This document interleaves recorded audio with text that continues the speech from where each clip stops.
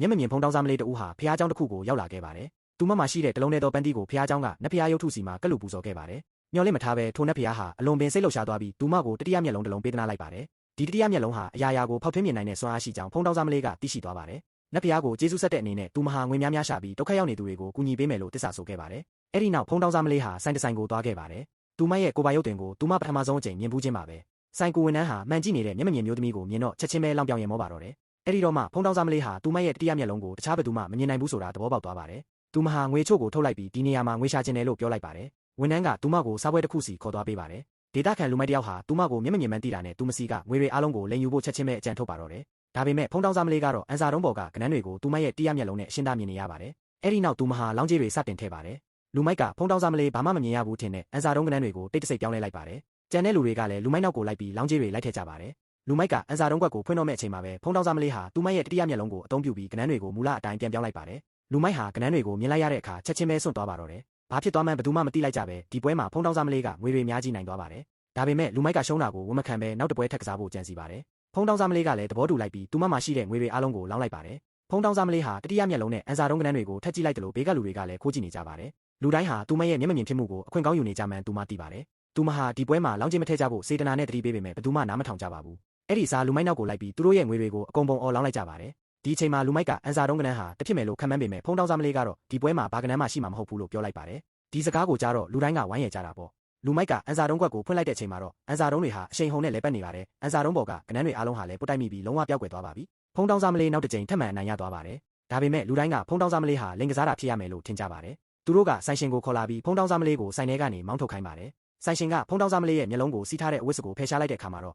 လူတိုင်းဟာစွန့်ပြီးငြိမ်ကျသွားကြပါတော့တယ်